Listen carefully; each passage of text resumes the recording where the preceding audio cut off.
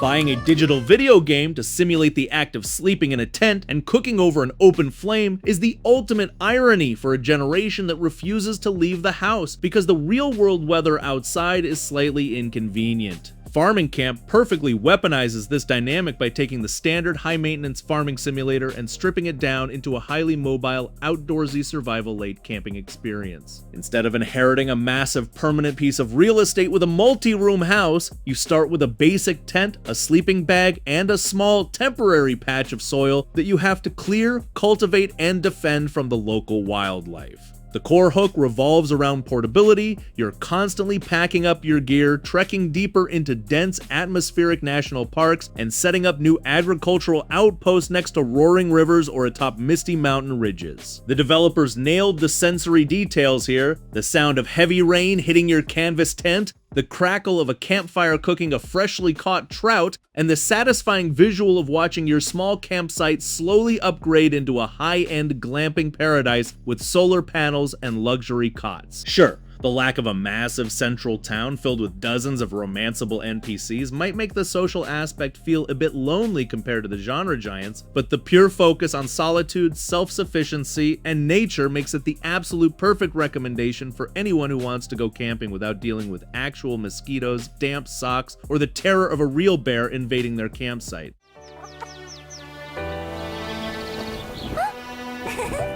Washing up on a sun-drenched beach that looks like a Studio Ghibli background artist got aggressively high on tropical punch is the immediate vibe check for Starsand Island. This game violently strips away the dark, depressing gray tones of modern survival titles and replaces them with a brilliant, hyper-saturated coastal paradise where your biggest daily crisis is deciding whether to harvest giant watermelons or ride a friendly dolphin out to a coral reef. Instead of stressing over an arbitrary hunger meter that kills you every 20 minutes, you're dividing your time between expanding an open-air seaside cottage, deep-sea diving for glowing pearls, and interacting with a local marine ecosystem that actively responds to how you treat it. What makes the gameplay work so well is how kinetic the water physics and movement feel. You're not only clicking a button to fish, you're actively swimming alongside whales, gliding through current tunnels, and uncovering underwater ruins that look genuinely ancient and mysterious. You can spend hours just decorating your deck, cooking up tropical dishes for the quirky locals, or just watching the waves roll in with an art style so clean it makes your actual room look like a dumpster. The community has praised its absolute lack of traditional genre friction, though some hardcore min-maxers might find the relaxed pacing a bit too toothless if they're looking for an intense economic crunch or complex automation.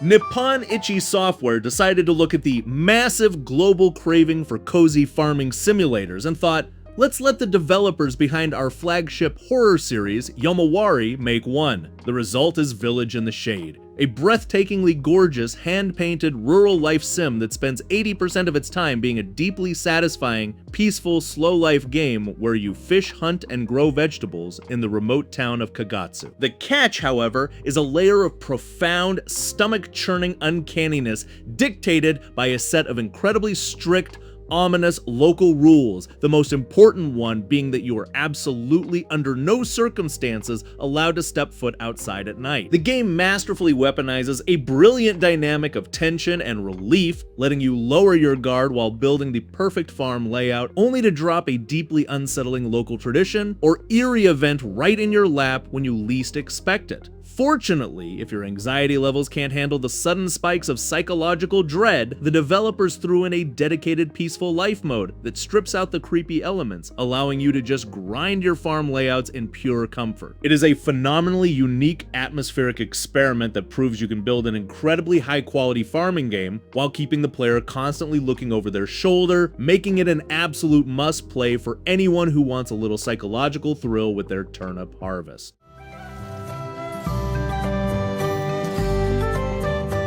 The cozy simulator genre reached its logical conclusion the second a developer decided to let players shapeshift into a massive, angry wild boar for the sole purpose of aggressively tilling a field of giant radishes.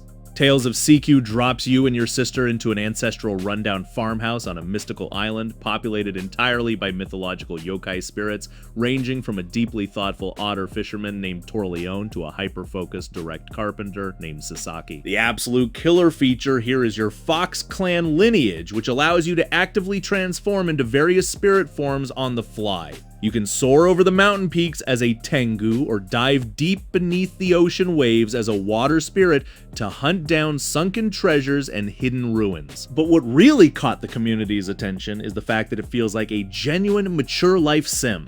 There's a local tavern, a lively casino, and the romanceable characters actually look and act like adults with full-time jobs and real-world worries instead of acting like sanitized, squeaky teenagers. Yeah, early players have pointed out that the inventory menus can be a bit clunky, and the fact that combat drains your precious farming energy is a bit of a buzzkill during your first few hours. But the sheer vibrant personality of the island overrides those rough edges. It's the ultimate time machine game. You log on at noon, do a couple of dungeon runs, pet a giant capybara, flirt with a hot mythical fox spirit, and suddenly it's 4 in the morning and you forgot to sleep.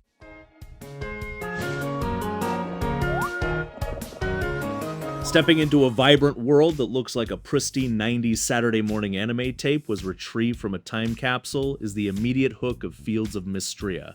This game is a weaponized piece of nostalgia that pays heavy tribute to the visual styles of Sailor Moon and Inuyasha, while quietly delivering one of the most mechanically polished, dense farming RPGs the indie scene has witnessed in years. You are brought in to revitalize a picturesque town that was recently wrecked by a massive earthquake, which opens up deep underground caverns, packed with aggressive monsters, ancient magic, and rare resources. What separates this from the endless ocean of Stardew clones is the absolute attention to detail. The character customization is ridiculously deep. The farming mechanics allow you to use actual magic spells to tend to your crops, and the writing for the local townspeople is incredibly sharp, distinct, and genuinely funny. The romance options have captured the internet's collective sanity, because every single eligible bachelor and bachelorette looks like a gorgeous, flowing-haired anime protagonist who stepped right out of a VHS tape, making you feel entirely underdressed in your default farming gear.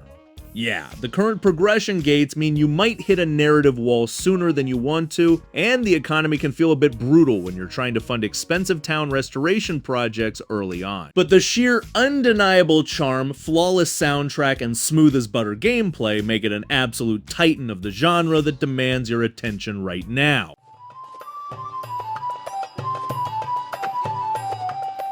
Natsume is actively trying to rewrite the rules of their oldest franchise by taking the peaceful farming life and violently smashing it together with a sprawling, open-world action-adventure. Harvest Moon Echoes of Teradea chucks you right out of the quiet safety of Bloomfield Village because a terrifying mysterious mist is actively creeping out of the Forest of Echoes, and wild beasts are terrorizing the countryside under the cover of night. The absolute star of the show here is the heavily expanded Animal Companion system, which elevates your cows, horses, and exotic pets from mere passive milk machines into literal traversal tools that help you leap across massive chasms, smash through giant boulders, and hunt down hidden ruins. Because the world is way too massive to navigate in a single in-game day, you actually have to set up camp in the wilderness, cook survival meals by the fire to restore your stamina, and buy exclusive gear from traveling merchants who roam the land. They've even thrown in glowing power statue mini challenges scattered across the environment to permanently boost your stats, alongside a dramatically upgraded character customization system that finally gives your protagonist actual hair and styling variety. It's an incredibly ambitious pivot for the series that successfully transforms a traditional chore simulator into an epic, animal-assisted road trip across a vibrant fantasy continent, proving that Natsume is willing to take some big, weird risks to keep the franchise fresh.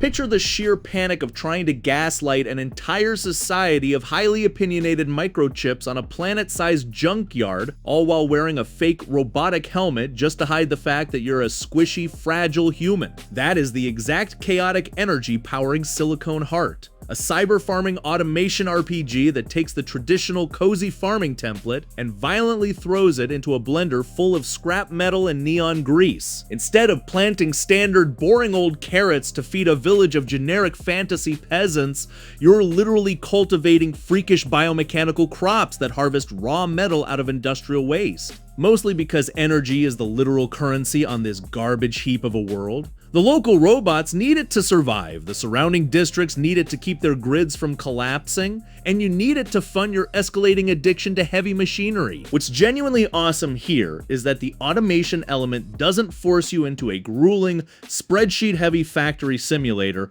where you need a degree in logistics just to route a single pipe.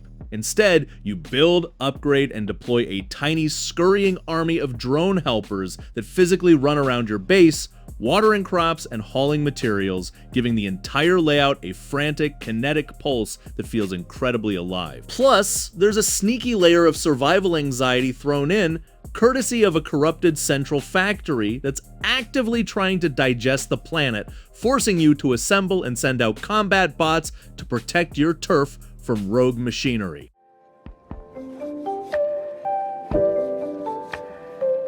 You know, an indie game is taking its botanical realism dangerously seriously when the opening title card is a literal legal disclaimer warning you not to go out into your local park and eat random weeds based on what you did on your game. Out and About drops you into the gorgeous coastal town of Portobello to visit your grandmother, only for a catastrophic storm to immediately wreck the entire region and leave you as the town's primary supply chain manager by default. What makes this journey fascinating and slightly terrifying for anyone without a green thumb is that it ditches the fake magical video game herbs for over 100 hyper-accurate, real-world plants and fungi. You literally have to zoom in, inspect the serration of the leaves, and cross-reference your clue cards just to make sure you aren't accidentally poisoning the locals with a bad batch of tea. Now, early on, the community had some very valid, loud complaints about the game's pacing. Fast travel got temporarily yanked due to a nasty glitch, and your character originally walked with the absolute urgency of a snail on a Sunday stroll, turning the zone unlocking grind into a bit of an endurance test. But the developers have been aggressively hammering out patches, and once you get past that initial slow burn introduction, the sheer joy of learning actual herbalism, brewing real-life remedies, and running a bustling marketplace stall to rebuild the town hooks you.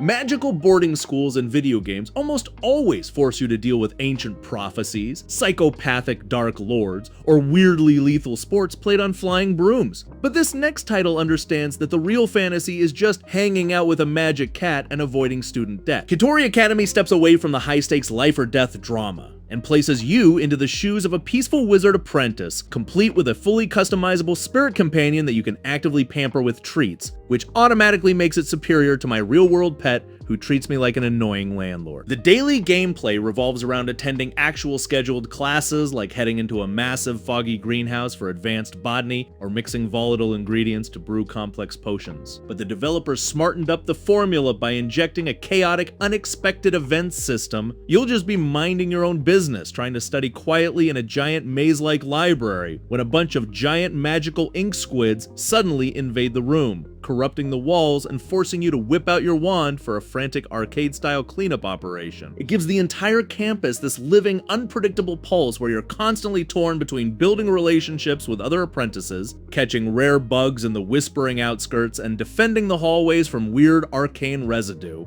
It's got a lovely, whimsical rhythm that perfectly captures that specific childhood wizard fantasy, minus the crushing danger or stressful staircase logistics.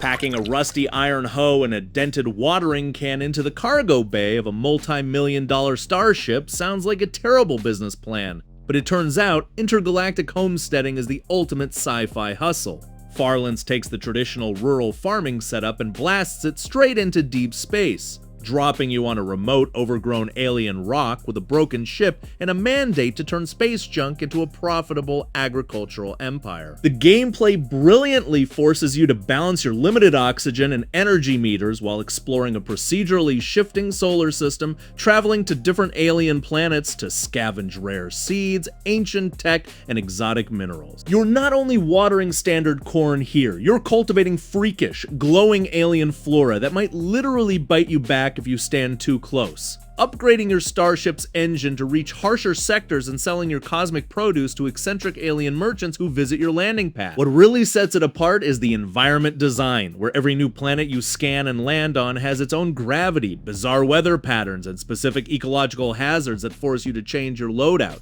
Players have pointed out that the early game inventory management can feel like a genuine punishment, and the survival mechanics can occasionally choke out the cozy vibes when you just want to look at the stars. However, the sheer thrill of finally fixing your hyperdrive and landing on an uncharted planet overrides the micromanagement headaches, offering a fantastic high-concept blend of space exploration and agricultural grind.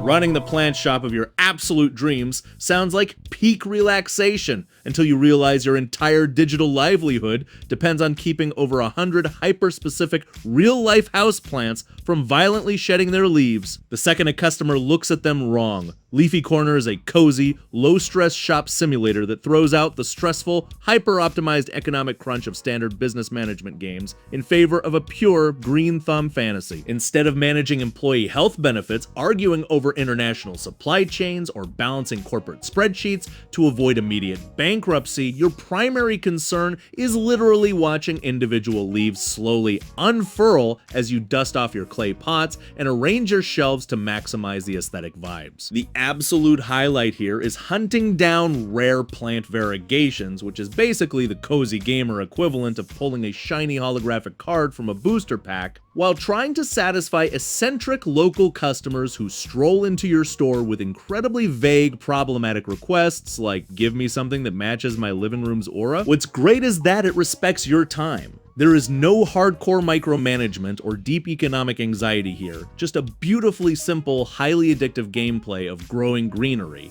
unlocking cute furniture, and slowly building up your shop's neighborhood reputation. Think of it as the ultimate form of digital therapy for anyone who loves the idea of owning an indoor jungle but lacks the real-world ability to keep a basic plastic fern alive. You can customize your character, pick colors that fit your exact mood, and expand your little greenhouse layout at your own leisure.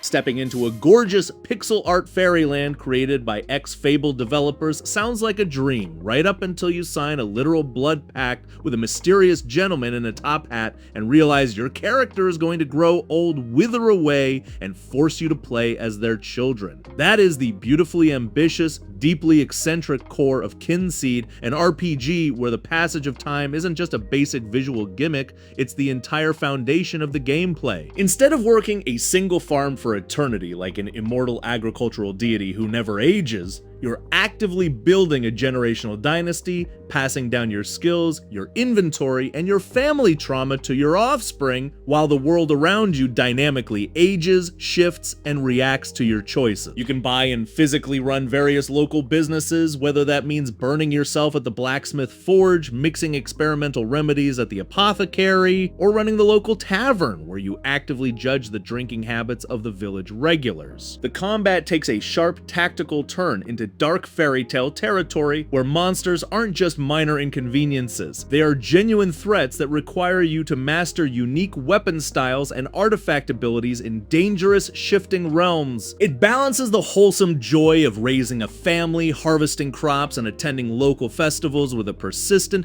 beautifully eerie reminder that time is ticking away, creating a gameplay that feels incredibly grand, deeply personal, and delightfully unhinged compared to everything else in the genre.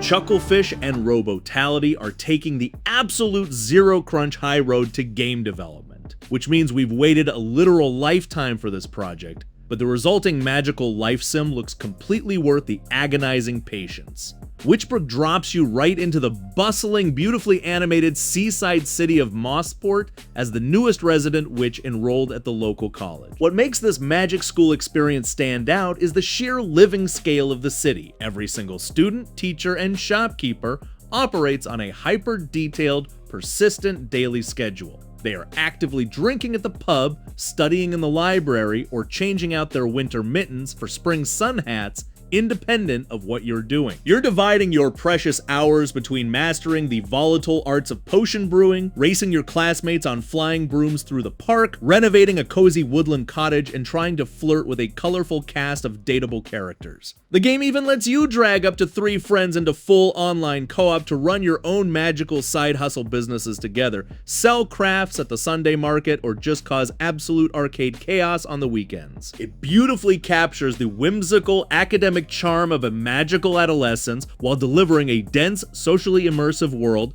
that actually feels alive rather than just reacting to the player's presence, offering the ultimate sanctuary for anyone who still wishes their acceptance letter had arrived in the mail.